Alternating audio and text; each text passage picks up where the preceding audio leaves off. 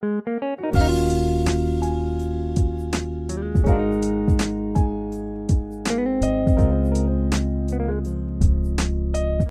عليكم ورحمة الله تعالى وبركاته.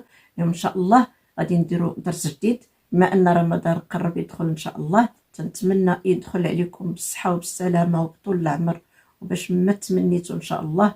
وغادي نكونوا محتاجين للقرآن، رغم أننا كنكونوا محتاجين للقرآن دائما في رمضان ولا بلا رمضان. في رمضان كنتقربوا للقرآن أكثر، ولهذا أنا فكرت نحافظوا على القرآن ديالنا بواحد الغلاف اللي يليق به. وملي كنبقاو نهزو القرآن بزاف لابد كيبقى يتشرق من هنا شويه اولا من هاد البلايص هادو، ولهذا غادي نديرو ليه واحد الغلاف باش نحافظوا عليه. وسبق لي خدمت معكم غلاف القرآن باشكال متعدده، غادي ندوزهم لكم دابا بالزربه.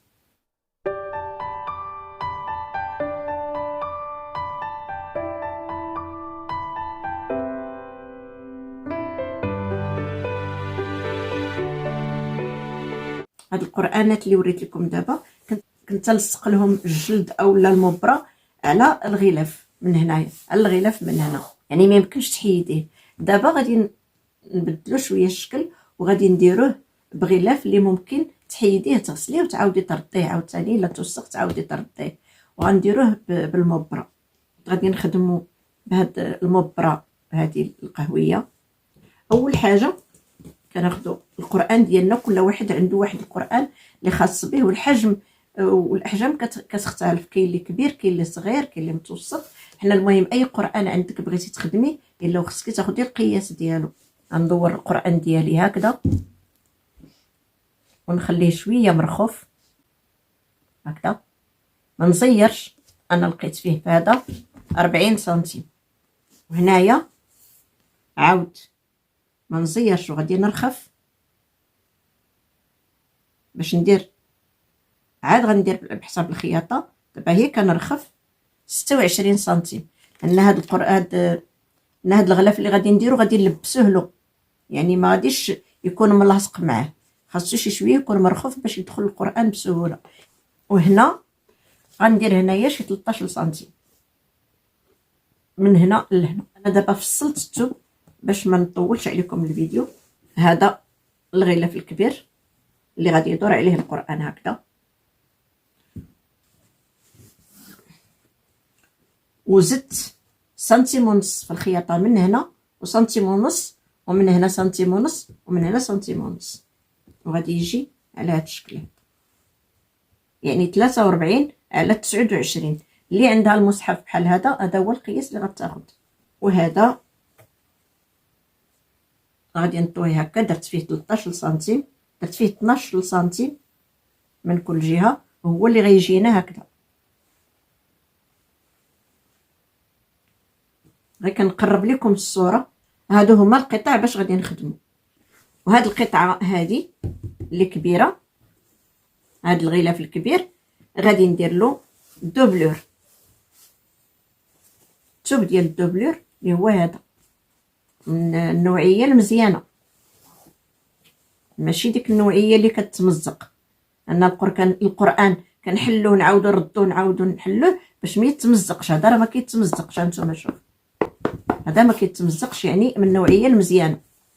هذا غادي نقطع عليه هذا الدوبلور، هذا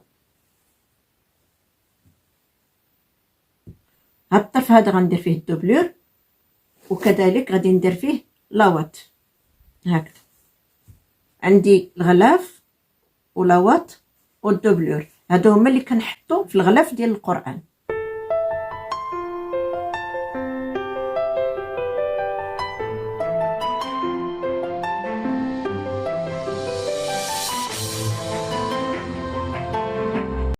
انا دابا قطعتهم.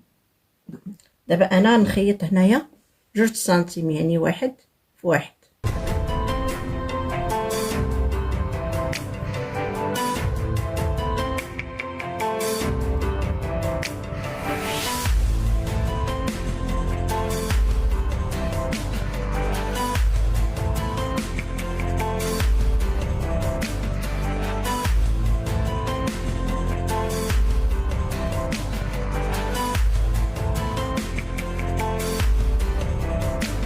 دابا غندوزو الخياطه كله.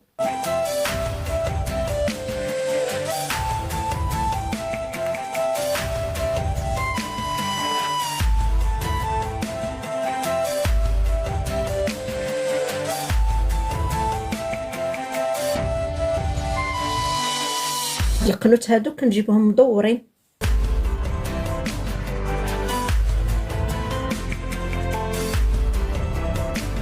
دابا غادي نفكها من الفنيت كلها،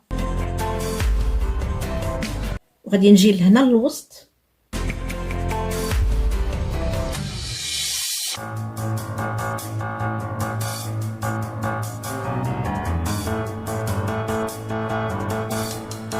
غندير واحد الخط، وندير واحد الخط حدا هكذا، وخط حدا هكذا. هاد ثلاثه د الخطوط هادو اللي غندير غادي يشدوا ليا الدوبلور مع لاوات مع المبره.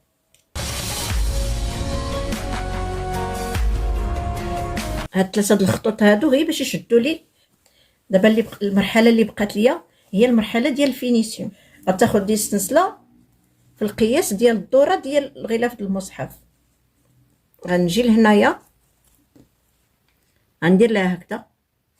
انا حطيت السنسله هكذا الوجه الفوق، ونحط السنسله هكذا، ونجيب هاد البي هذا، البي راه على هاد الشكل هذا، تيكون متني من جوج الجهات. انا كنوري المبتدئات. وغادي نحط البي من هاد الجهه هادي، ماشي من هنا، غنحطو من هنا من التحت على هاد الشكل هذا. وغادي نرتق السنسله في بلاصتها مزيان باش ما تبقاش تفتق هكذا. من بعد ما رتقت دابا غادي نفتح السنسله وندور بها كامله. هاد الجهه هادي غادي ندور بها من هنايا، وانا غاديه حتى البلاصه حتى لهنا للنص. وهاد الجهه هادي ديال السنسله الجهه الثانيه غادي ندور بها عاود بهكذا حتى للنص. السنسله هنا فتحتها، ولكن البي راه غادي يدور كامل. انا غادي دابا بالسنسله هي الاولى. هانتوما دايره الغلاف المصحف زائد السنسله. انا ما كنجر السنسله ما والو، غير حطها زائد هذا. كنخيط في مره واحده كلشي،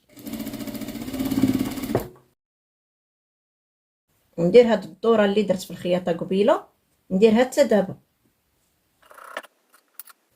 اللي قدرت تدور بالسنسله بالثوب بالبي مزيان، اللي ما قدرتش دوز السنسله بوحدها وتعاود دوز البي فوق منها عاوتاني بوحدها. غير انا تنقول بلا ما نضيع الوقت نخدم كلشي في مره. هاد الخويط هذا نردوه في الوسط. هادشي اللي بقى ليا السنسله غنخرجو برا. نجيب هاد الجهه الاخرى د السنسله ها هي، وغادي ناخذ القياس ديال السنسله هكذا. نشوف شحال عندي هنا عندي القياس ديال السنسله ديالي. دابا غنجي ندورها عاود من هاد الشيء.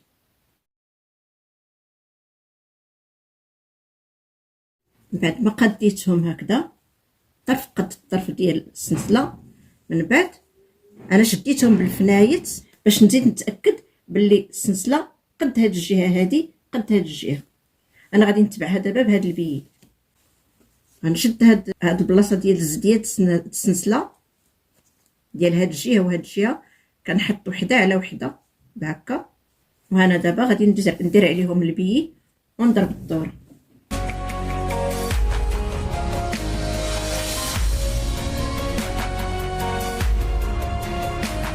كملت الدوره ديال البي والسنسله. غنحط الطرف الاول ها هو ونتنيه شويه، ها هو تنيتو، وعاد نحط عليه الطرف الثاني ونخيطو فوق منه باش ما تبانش الزديان. ونقطع كذلك هاد الشيطه اللي شيطه ليه هنايا. دابا غادي نقلب البي هكذا ونغطي هاد الشيء كله اللي خارج. بهذا الشكل هذا.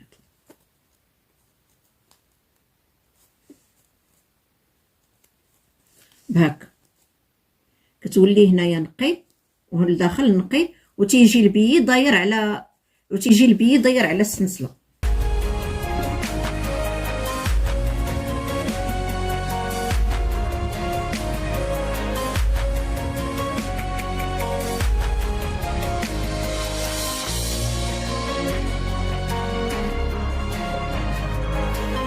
وهكذا غنكونوا كملنا هاد الغشا ديالنا، وفيه شويه د الخدمه، ولكن في التالي كيجي مفيني زوين.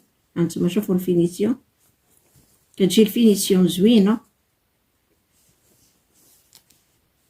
ولكن هذا ما درتلو لا سينتا لا ديكوراسيون لا حتى شي حاجه، لان ديال واحد السيد، وداك السيد ما بغى حتى حاجه فيه، بغاه غير عادي هكا. ولكن الاخر اللي غادي نصاوب ديال السيده غادي نديرو فيه سوينتات ونديرو فيه ديكورات، وغادي نوريه لكم. دابا انا غنلبسو لهاد القران بسم الله. هاد الطريقه باش كيتلبس، وكتهزي هاد الوسط هذا هكذا، تعاودي تدخليه هاد الجنب، ومن بعد تدخليهم هكا. هذا غادي نقصو.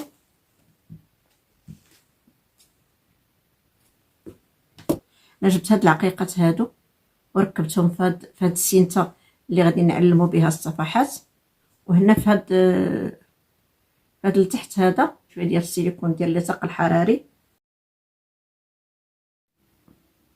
باش ما يخرجوش هاد العقيقات لتحت، وجاو على هاد الشكل هذا.